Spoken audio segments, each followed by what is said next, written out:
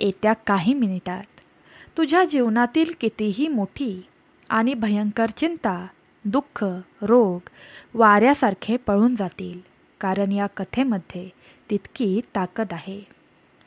जे लोक मृत्यूला घाबरतात त्यांनी तर ही कथा नक्कीच ऐका. ही कथा फक्त एका ठिकाणी डोळे बंद करून ऐक आणि तुझे कोटी कोटी पाप नष्ट करून घे. ही कथा ऐकल्याने म्हातारी माणसंही तरुण दिसू लागतात, इतकी शक्ती ही कथा देते. ही कथा शांतपणे ऐकल्याने कितीही मोठ्या रोगातून मुक्ती मिळते आणि गरिबी, कितीही मोठी संकटे, दारिद्र्य, कर्ज आणि दुःखातून कायमची मुक्ती मिळते. या कथेत सांगितलेला सर्वात शक्तिशाली असलेला एक मंत्र, जो असा बदल घडवून आणेल की तुला तुझ्यावर विश्वास बसणार नाही. अनेकांना या कथेचा अनुभव आला आहे. आता तुझी वेळ आली आहे. त्यामुळे शांतपणे ही कथा ऐक आणि तुझं रडकं भाग्य सुखामध्ये बदलून घे. जर तुम्ही आजच्या पवित्र कथा ऐकायला आलाच आहात तर या कथा शेवटपर्यंत ऐका, तरच तुम्हाला आजच्या व्हिडिओचा चमत्कारी अनुभव येऊ शकतो. कायम आपल्या कुटुंबाचे रक्षण होण्यासाठी स्वामी ओम टाईप करा आणि आजची कथा लाईक करा आणि शेवटपर्यंत आमच्यासोबत राहा. भगवंत तुम्हाला कधीही कशाचीही कमी पडू देणार नाही. अनेक वर्षांपूर्वीची गोष्ट आहे. भगवान गौतम बुद्ध आपल्या शिष्यांसोबत एका छोट्याशा गावाबाहेर बसले होते. बुद्ध गावोगाव फिरून लोकांना दुःखातून मुक्त होण्याचा मार्ग दाखवत होते. त्यांची कीर्ती दूरपर्यंत पसरली होती. लोक त्यांच्या चरणी नतमस्तक होत होते. पण त्या गावात एक स्त्री होती, किशा गौतमी, जिला प्रचंड दुःखाने ग्रासलं होतं. किशा गौतमीचं एक बाळ होतं, केवळ 2 वर्षाचं. एक दिवस अचानक ते आजारी पडलं आणि काहीच वेळात त्याचा मृत्यू झाला. ती स्त्री वेडसर झाली. आपल्या मृत बाळाला मिठीत घेत ती संपूर्ण गावभर फिरू लागली. सर्वांच्या दारात जाऊन सर्वांना विनंत्या करू लागली, कृपया मला अशी औषधं द्या की माझं बाळ पुन्हा जिवंत होईल. मी त्याला परत मिळवू इच्छिते. गावकऱ्यांनी तिला समजावलं, अश्रू पुसले, पण काही वेळानंतर लोक म्हणू लागले, ही तर वेडी झाली आहे, मृत बाळाला घेऊन जीव मागत आहे.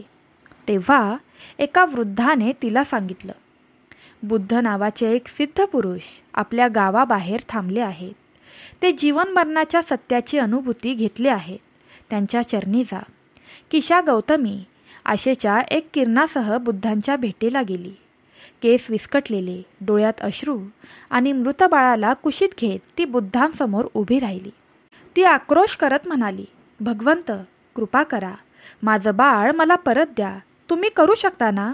तुम्ही तर करुणेचे मूर्तिमंत रूप आहात. बुद्धांनी शांतपणे तिच्याकडे पाहिलं आणि म्हणाले, ठीक आहे, मी तुझं बाळ परत जिवंत करू शकतो, पण त्यासाठी तुला एक छोटंसं काम करावं लागेल. किशा गौतमीच्या डोळ्यात आशेचा एक प्रकाश चमकला. ती म्हणाली, मला जे सांगाल ते मी करेन.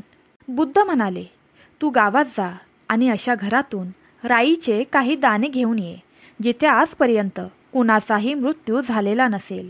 वडील, आई, मुलं, पती पत्नी, एकाही व्यक्तीचा मृत्यू न झालेलं घर.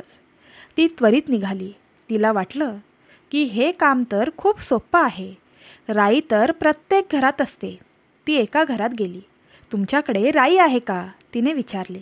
होय, त्या घरातील स्त्री म्हणाली, पण एक अट आहे. तुमच्या घरात कोणीही कधीही मरण पावलेला एकही व्यक्ती नसावा. त्या स्त्रीच्या चेहऱ्यावर दुःख उमटलं. ती म्हणाली, ताई, गेल्याच वर्षी माझ्या वडिलांचं निधन झालं. किशा पुढे गेली. दुसऱ्या घरात गेली. तिथे कुणाचा भाऊ नुकताच मरण पावला होता. तिसऱ्या घरी कुणाची तरी बहीण मृत झालेली होती. चौथ्या घरी कुणाचा तरी मुलगा गेलेला होता. तिचा शोध चालूच राहिला, पण एकही घर असं सापडलं नाही जिथे मृत्यूने स्पर्श केला नसेल. तिचं मन आता थकू लागलं. आशा मावळू लागली, पण तरीही ती अजून एक घर आणि अजून एक दरवाजा ठोठावत राहिली. शेवटी एका वृद्ध व्यक्तीकडे ती जाऊन पोचली. ती हसली आणि म्हणाली, बाई, तू विचित्र मागणी करतेस. मृत्यू तर प्रत्येक घरात असतोच. कोणीही त्याला टाळू शकतंय का? त्या क्षणी तिला एक मोठा साक्षात्कार झाला. तिने पाहिलं, दुःख आणि मृत्यू ही जीवनाची अपरिहार्य बाजू आहे. आपल्याला वाटतं की आपल्यावरच संकट आलं आहे, पण प्रत्येकजण काही ना काही गमावतोच. ती हळूहळू शांत झाली. आपल्या बाळाचा मृतदेह कुशीत घेत ती पुन्हा बुद्धांच्या पाया पडायला आली. यावेळी तिच्या डोळ्यात अश्रू नव्हते, शांती होती. तिने बाळाला जमिनीवर ठेवले आणि शांतपणे म्हणाली, भगवंत, मला औषध नको, मला सत्य सापडलं आहे. बुद्ध हसले आणि म्हणाले, मृत्यू हेच जीवनाचं सत्य आहे. जो जन्म घेतो तो मृत्यूलाही सामोरा जातो. या बदलत्या जगात काहीच शाश्वत नाही.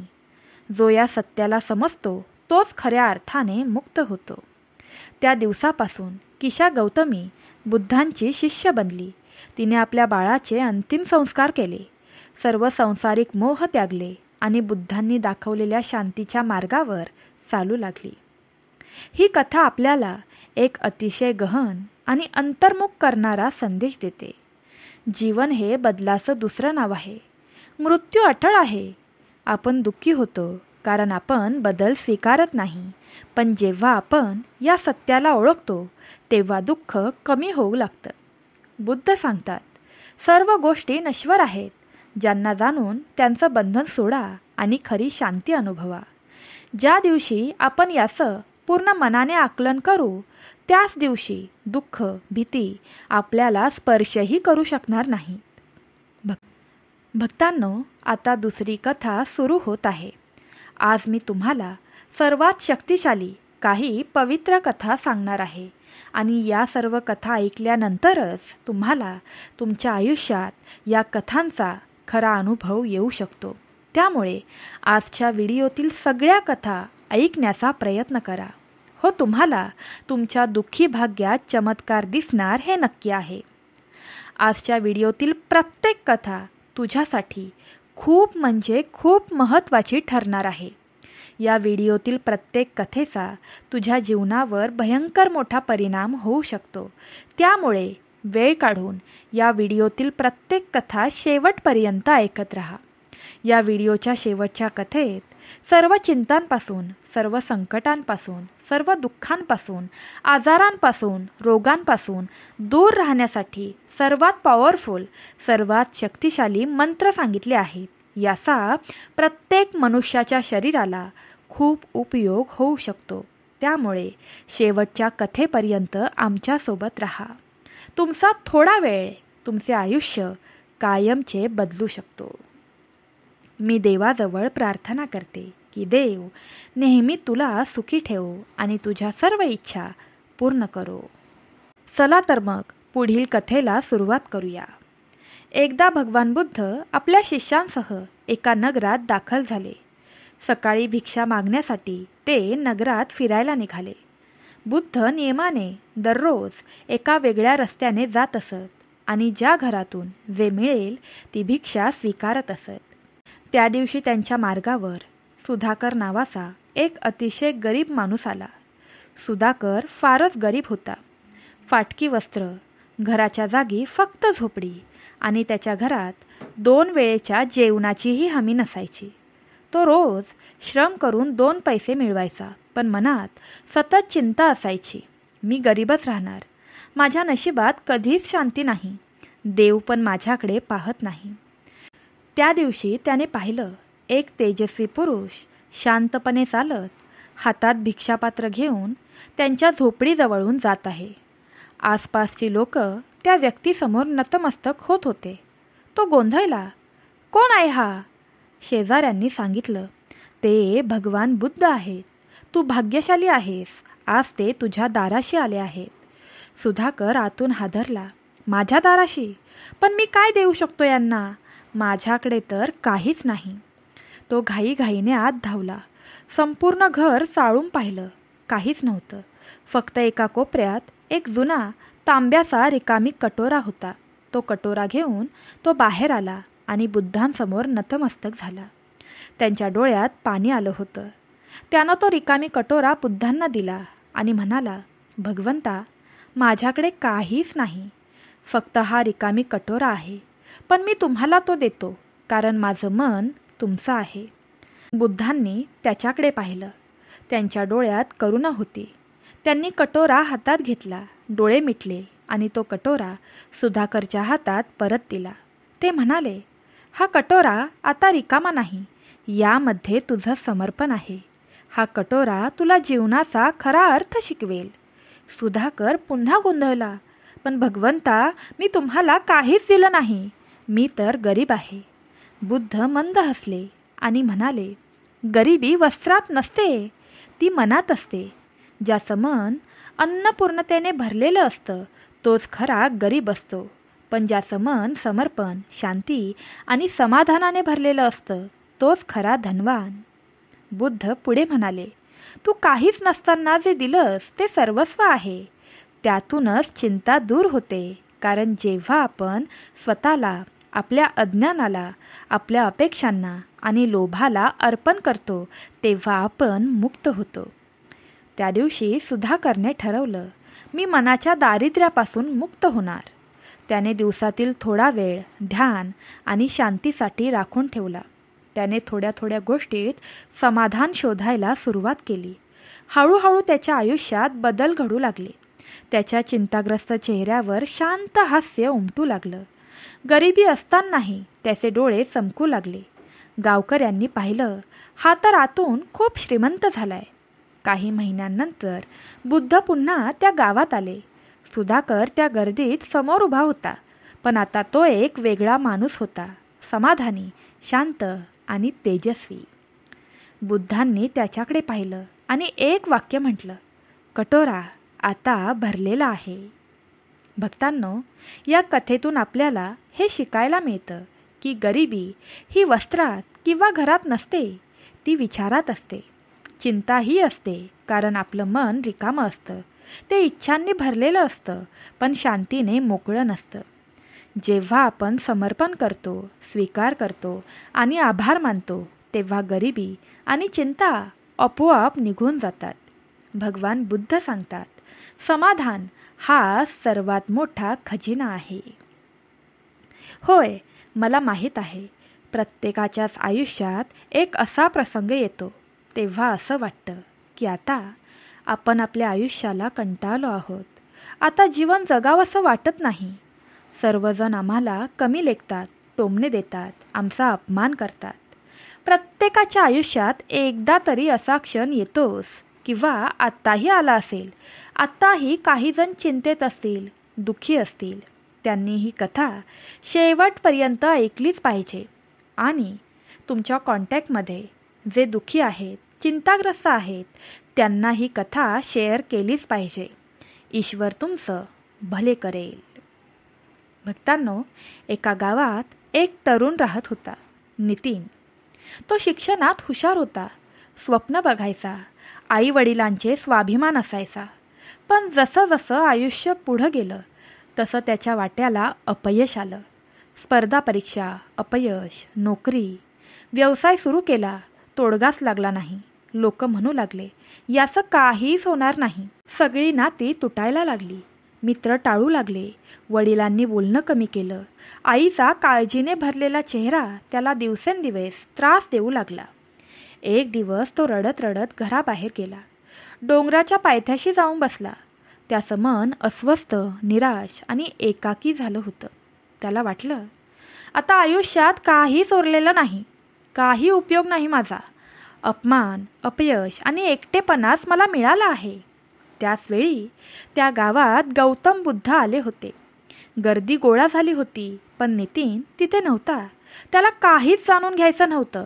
तो फक्त हरवलेला होता. त्याचं दुःख ओळखून गावातल्या एका वृद्धाने त्याला शोधून काढलं आणि म्हणाला, तू बुद्धांच्या चरणी जा, उत्तर तुला तिथे सापडेल. नितीन अनिश्चिततेने तिथे गेला. गर्दीत कुणाचाही चेहरा न बघता तो मागच्या बाजूला शांतपणे बसला. बुद्धांचे डोळे फिरले आणि त्यांनी त्याच्याकडे पाहिलं. ते म्हणाले, तू जो मागे बसलास पुढे ये, मी तुझ्यासाठीच थांबलो आहे. नितीन चकित झाला. सर्व लोक त्याच्याकडे पाहू लागलेत. अपमानित झाल्यासारखं वाटलं, पण बुद्धांनी हात करून बोलावलं. तो समोर गेला. बुद्धांनी विचारलं, काय झालंय तुझं? आणि नितीनचा बांधच फुटला. तो रडत म्हणू लागला, मी हरलोय, मी अपयशी झालोय, सर्वांनी मला नकार दिलाय, आयुष्य संपलंय, आता मी काहीही करू शकत नाही. सर्वत्र शांतता पसरली. बुद्धांनी डोळे मिटले. एक क्षण थांबले आणि नंतर म्हणाले, एक वेळ अशी आली होती जेव्हा मलाही वाटलं होतं मी एकटा आहे. राजसत्ता मागे सोडली, आई रडली, वडील निराश झाले, मित्र हरवले, शरीर थकलं, ध्यान फसलं होतं आणि मी एका झाडाखाली बसलो आणि ठरवलं आता थांबायचं, काहीही झालं तरी इथेच थांबायचं. पण त्या क्षणी मी एक गोष्ट केली. मी स्वतःला दोष न देता स्वतःचं अंतरंग पाहिलं. माणूस हरतो तेव्हा त्याला वाटतं की जग त्याच्या विरुद्ध आहे, पण खरं तर त्याचं मनच त्याच्या विरुद्ध उभं असतं. नितीनने डोळे पुसले आणि पाहिलं. बुद्धांचा चेहरा तेजाने झळकत होता, पण आवाज शांत होता. बुद्ध पुढे म्हणाले, माझ्या हातात एक दगड आहे. जर मी तो दगड फेकला तर तो जमिनीवर पडेल, कारण त्याचा स्वभावच आहे खाली जाणं. पण जर मी तो दगड उडवू इच्छितो तर मला त्याचा वेग देणं गरजेचं आहे. तू पडला आहेस कारण आयुष्याचं गुरुत्व तुझ्यावर आहे, पण उडायचं असल्यास तुला पुन्हा उभं राहायला हवं आणि त्यासाठी तुला स्वतःवर विश्वास ठेवावाच लागेल. नितीन शांत झाला. बुद्धांनी त्याला पाण्याचं भांडं दिलं आणि सांगितलं, हे पाणी अडथळ्यांमधून वाहतं, खडकांवर आदळतं, कधी आटतं, पण थांबत नाही. तू पाण्यासारखा बन, ओघळत राहा, जरी मार्ग खडतर असला तरीही. त्या दिवशी नितीनने बुद्धांचे चरण स्पर्श केले. त्यांचं मन ओलावलेलं होतं, पण डोळ्यात एक नवीन तेज होतं. तो परत गेला, पण आता त्याचं मन बदललेलं होतं. त्याने अपयशाला शत्रू मानण्याऐवजी शिक्षक मानलं. त्याने अपमानाला संधी मानलं आणि स्वतःवर काम करायला सुरुवात केली. काही वर्षांनी तोच नितीन एका शाळेचा मुख्याध्यापक झाला.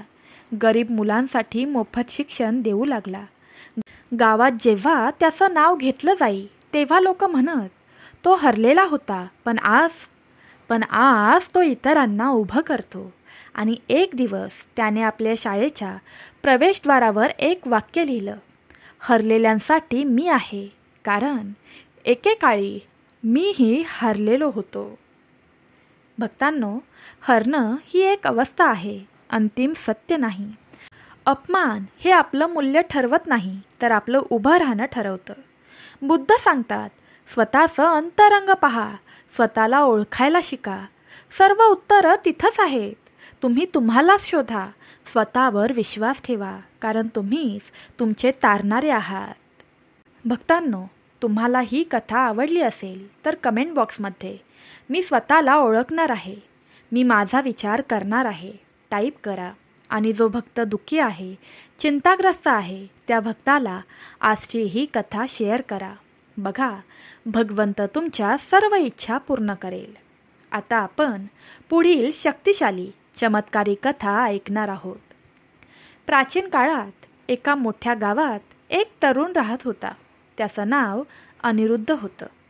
तो खूप बुद्धिमान होता, अभ्यासू होता, पण एक दोष त्याच्या आयुष्याचं सर्वस्वच घेऊन टाकत होता, ते म्हणजे अतिविचार, अर्थात ओव्हर थिंकिंग. तो सतत विचार करत राहायचा. मी हे केलं तर लोक मला काय म्हणतील? काल मी असं बोललो, त्याचा चुकीचा अर्थ निघाला असेल का? मी जर यामध्ये अयशस्वी झालो तर पुढं काय?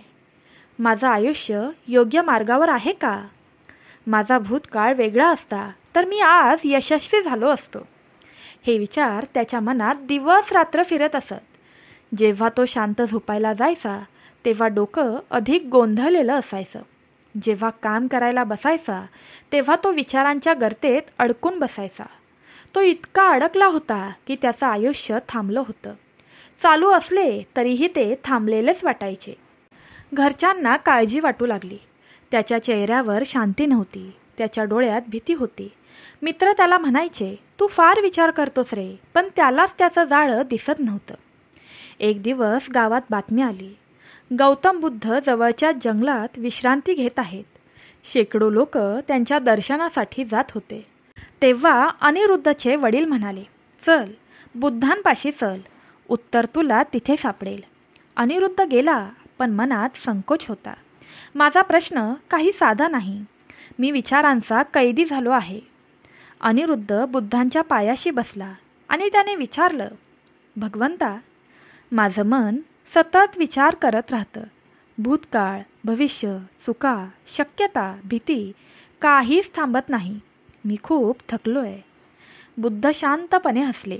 त्यांनी एक सुंदर नाजूक कमळ हातात घेतलं आणि विचारलं, तुला हे फूल आवडतं का?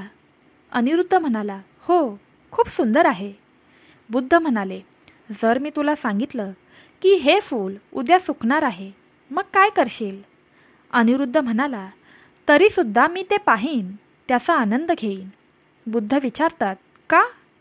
अनिरुद्ध म्हणाला, कारण ते आज ताजं आहे, उद्याचं माहीत नाही. बुद्ध हसले आणि म्हणाले, म्हणूनच तू फूल समजतोस, पण जीवन समजत नाहीस. जीवनसुद्धा याच क्षणात आहे. तू सतत उद्याच्या कल्पना करत राहतोस आणि आजच्या सौंदर्याचं भान विसरतोस. बुद्धांनी एक मोठा मातीचा घडा आणला आणि पाण्याने भरला. मग त्यांनी त्यात थोडं कुजलेलं गवत टाकलं आणि विचारलं, आता हे पाणी पिशील का? अनिरुद्ध म्हणाला, नाही, ते खराब झालं आहे. तेव्हा बुद्ध म्हणाले, ठीक आहे, मग आपण थांबूया. त्यांनी घड्याला हात लावला नाही, फक्त थांबले. थोड्या वेळाने सगळं गवत खाली बसलं आणि पाणी पुन्हा स्वच्छ झालं. मग बुद्ध म्हणाले, हेच तुझं मन आहे. तू सारखं ढवळत राहतोस, विचार करतोस, प्रश्न विचारतोस, त्यामुळे गोंधळ वाढतो. पण जरा थांब, शांत बस. विचार थांबवले की मन स्वच्छ होतं. बुद्ध पुढे म्हणाले, विचार हे वादळासारखे आहेत. सुरुवातीला ते वादळ उपयोगी नसतं, पण जर त्याचा अतिरेक झाला तर ते उद्ध्वस्त करतं. ओव्हर थिंकिंग, अतिविचार, म्हणजे मनात न झेपणाऱ्या प्रश्नांचा आणि शक्यतांचा मोठा साठा. माणूस ज्या गोष्टींवर नियंत्रण नाही त्यावर विचार करत राहतो आणि स्वतःला हरवून बसतो. मग त्या दिवशी अनिरुद्ध बुद्धांच्या चरणी शांत बसला. त्यानं विचार करणं बंद केलं आणि फक्त श्वास ऐकला, फक्त आकाश पाहिलं. त्याचं मन हळूहळू थांबत गेलं. बुद्धांनी त्याला ध्यान शिकवलं. विचार टाळायचे नाहीत, फक्त त्यांचं निरीक्षण करायचं. मन म्हणजे आभाळ, विचार म्हणजे ढग. ढग जातात, आभाळ राहतं. काही महिन्यांनंतर अनिरुद्ध बदललेला होता. त्याचं बोलणं कमी पण अर्थपूर्ण झालं होतं. त्याचा चेहरा शांत होता. तो अजूनही विचार करायचा, पण विचारात अडकायचा नाही. तो स्वतःच्या मनावर नियंत्रण ठेवू लागला होता. गावात लोक त्याला विचारायचे, तू इतका शांत कसा झालास? तो फक्त उत्तर द्यायचा, मी आता विचार करतो, पण विचारांना माझ्यावर राज्य करू देत नाही. भक्तांनो, ओव्हर थिंकिंग, अतिविचार हे वास्तव नाही, तर शक्यतांचं गोंधळलेलं जाळं आहे. माणसाने भूतकाळातून शिकावं, भविष्याची तयारी करावी, पण वास्तवात जगावं. बुद्ध सांगतात, विचार येतील, पण त्यांना थांबू द्या. स्वतः त्यात हरवू नका. ध्यान, साक्षीभाव आणि वर्तमानाची जाणीव ही अतिविचारावर मात करण्याची गुरुकिल्ली आहे. स्वतःच्या मनाचं निरीक्षण करणं ही सर्वात मोठी समजूत आहे. कारण जसं आपण पाण्याच्या प्रवाहात वाहून जातो, तसं आपण विचारांच्या प्रवाहात हरवून जातो. बुद्ध होण्यासाठी प्रथम स्वतःच्या मनावर प्रभुत्व मिळवा. सर्व रोगांपासून, सर्व आजारांपासून मुक्तता मिळवण्यासाठी पुढील कथा शेवटपर्यंत ऐकत रहा. आजारी व्यक्तींना, आजारामुळे चिंतेत असलेल्या व्यक्तींना ही कथा शेअर करा. ही कथा सर्व रोग, आजार दूर करेल. जे तरुण वयातच थकलेले आहेत त्यांनाही ही कथा बळ देईल. भक्तांनो, एका वेळेस गौतम बुद्ध आपल्या शिष्यांसह एका जंगलात प्रवास करत होते. जंगल दाट होतं. सूर्यकिरणे देखील झाडांच्या फांद्यांमधून अडखळत खाली येत होती. वाटेवर त्यांना एका छोट्या गावात थांबावं लागलं. त्या गावात आजारपणाने त्रस्त लोक राहत होते.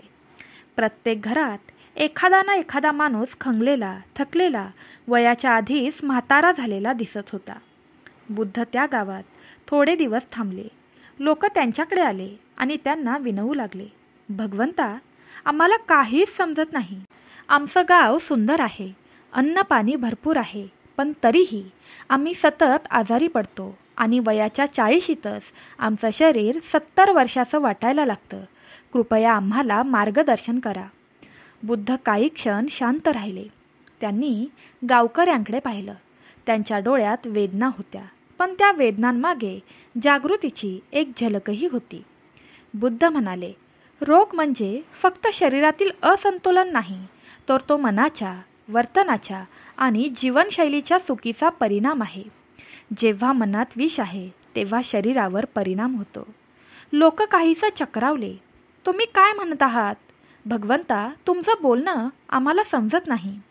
मनाच्या विषाचा आणि शरीराच्या रोगाचा काय संबंध? बुद्ध स्मित हास्य करत म्हणाले, मी तुम्हाला एक कथा सांगतो. एका गावात माळविक नावाची एक स्त्री राहत होती. ती केवळ 25 वर्षाची होती, पण तिचं शरीर 50 वर्षाचं वाटायचं. तिच्या चेहऱ्यावर काळजीच्या रेषा होत्या, केस गळत होती आणि त्वचा कोरडी पडली होती. ती सतत आजारी राहायची. वैद्यांकडे गेली, पण काहीच उपयोग झाला नाही. शेवटी तिने बुद्धांची वाट धरली. ती बुद्धांपाशी आली आणि म्हणाली, भगवंता, मी खूप लहान आहे, पण शरीर थकून गेलंय. आयुष्य थांबल्यासारखं वाटतंय. कृपया मला आरोग्य द्या. बुद्ध तिच्याकडे पाहून म्हणाले, तू खरोखरच आरोग्य शोधतेस की फक्त आजार निघून जावा असं तुला वाटतंय? ती थोडी थबकली. तिला हे समजलंच नव्हतं. बुद्ध पुढे म्हणाले, आरोग्य म्हणजे केवळ आजार नसणे नव्हे, तर शांत मन, संतुलित जीवन आणि स्वच्छ विचार. तू तुझ्या विचारांचं विष पिऊन रोज थोडं थोडं मरण पत्करतेस. पण मी तर कोणालाही त्रास दिला नाही, माळविक म्हणाली. पण तू स्वतःला त्रास दिलास. तू सतत चिंता करत राहिलीस. मी कशी दिसते? लोक काय म्हणतील? माझं आयुष्य व्यर्थ आहे. या विचारांनी तुझ्या शरीरावर परिणाम केला. तिच्या डोळ्यात हे सर्व ऐकून पाणी आलं. मग मी काय करू परमेश्वरा? बुद्ध म्हणाले, 3 गोष्टी लक्षात ठेव. 1. मनाची स्वच्छता. रोज सकाळी उठल्यावर एक मंत्र म्हण. आजचा दिवस मी आनंदाने, शांततेने आणि आरोग्याने घालवेन. मनात जे असतं तेच शरीरात प्रकट होतं. 2. श्वासावर नियंत्रण. रोज काही वेळ श्वासांवर लक्ष केंद्रित कर. खोल श्वास घे आणि सोड. हे शरीराच्या पेशींना नवजीवन देतं. श्वास म्हणजे प्राण आणि प्राण म्हणजे आरोग्य. 3. दया आणि क्षमा. स्वतःबद्दल कठोर होऊ नकोस. जे झालं ते विसर. क्षमा ही औषध आहे आणि दया ही शक्ती आहे. बुद्धांची ही शिकवण ऐकून माळविक रोज ध्यान करू लागली. तिने स्वतःशी मैत्री केली, काळजीचा स्थान घेतलं स्वीकाराने आणि हळूहळू तिचं शरीर बदललेलं दिसू लागलं. तिची केस चमकू लागली, चेहरा प्रसन्न झाला आणि महत्त्वाचं म्हणजे तिचा आत्मा आरोग्याने भरला. गावात ही गोष्ट सांगून बुद्ध म्हणाले, रोग केवळ शरीरात नसतो, तो आपल्या विचारांमध्ये दडलेला असतो. जो माणूस मनाला स्वच्छ ठेवतो, श्वासांवर ध्यान देतो, प्रेम, दया, क्षमा यांचं पालन करतो, त्याला वय लवकर लागू शकत नाही. गावकऱ्यांनी तेव्हापासून एक वेगळा जीवनमार्ग स्वीकारला. त्यांनी रोज ध्यान करायला सुरुवात केली, एकमेकांबद्दल प्रेमाने बोलू लागले आणि त्यांचं शरीरही बळकट होऊ लागलं. शेवटी बुद्ध म्हणाले, खरं औषध हे आपल्या आत असतं. डॉक्टर औषध देऊ शकतो, पण आरोग्य तुम्हाला स्वतःलाच निर्माण करावं लागतं. ही कथा आपल्याला हे शिकवते की आपले विचार, आपल्या भावना आणि जीवनपद्धती यांचा आरोग्यावर थेट प्रभाव असतो. जो मनशांती आणि संयम ठेवतो तो रोगांवर मात करू शकतो आणि अशाच प्रकारे आपण वयाच्या आधी म्हातारे होण्यापासून वाचू शकतो. भक्तांनो, आता आपण गौतम बुद्ध प्रेरित आरोग्य ध्यान सत्र जाणून घेणार आहोत. त्याचा उपयोग प्रत्येक मनुष्याच्या शरीराला होऊ शकतो. 1. ध्यानाची तयारी. शांत जागा निवडा. समतल आसनावर बसा. पाठीचा कणा सरळ, डोळे बंद. दोन्ही हात ज्ञान मुद्रेत ठेवावे. अंगठा आणि तर्जनी एकत्र, इतर बोटं सरळ. मनातल्या सर्व चिंता, काळजी बाजूला ठेवा आणि स्वतःला या क्षणात आणा. हा मंत्र मनात म्हणावा. हे शरीर माझं मंदिर आहे आणि मी त्याचा आदर करतो. मी त्याचा आदर करते. हा सर्वात शक्तिशाली मंत्र आहे. 2. प्राणायाम व श्वास साधना. 3 वेळा खोल श्वास घ्या आणि सोडा. नाकाने श्वास घ्या, श्वास रोखा, श्वास बाहेर सोडा. हे तुम्हाला 4 सेकंड, 4 सेकंड आणि 6 सेकंड असं करायचं आहे. हे शरीर आणि मन दोघांनाही शांत करतं. पुढील सर्वात शक्तिशाली मंत्र मनातल्या मनात श्वासाबरोबर म्हणजेच प्रत्येक श्वासाबरोबर म्हणावा. श्वास घेतो, शांती येते. श्वास सोडतो, रोग निघून जातो. 3. मुख्य ध्यान 10 मिनिटे. स्वतःचं शरीर डोक्यापासून पायापर्यंत जाणून घ्या. प्रत्येक भागावर लक्ष केंद्रित करा आणि मनातल्या मनात म्हणत जा. माझं मस्तक तेजस्वी आहे. माझे डोळे आरोग्याने भरले आहेत. माझे हृदय शांत आहे. माझं पचन स्वच्छ आहे. माझी त्वचा चमकत आहे. माझं संपूर्ण शरीर रोगमुक्त आहे. हे करताना शरीरात प्रकाशाचा प्रवाह वाहतोय अशी कल्पना करा.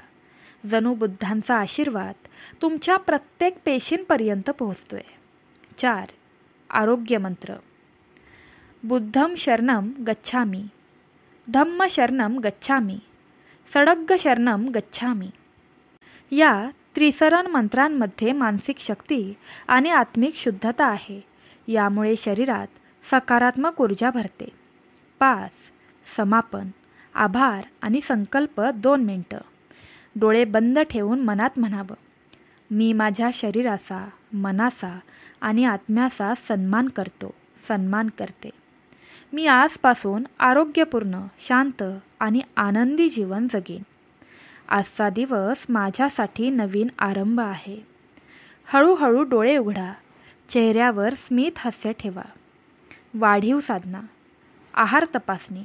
सात्विक, हलका आहार, ताजी फळं, उकडलेलं अन्न आणि खूप पाणी. नियम. रोज ध्यान करण्याचा एक ठराविक वेळ ठरवा. कमीत कमी 21 दिवस हे नियमित केल्यास परिणाम दिसू लागतात. 3. सकारात्मक वचन. माझं शरीर प्रत्येक दिवशी मजबूत होत आहे.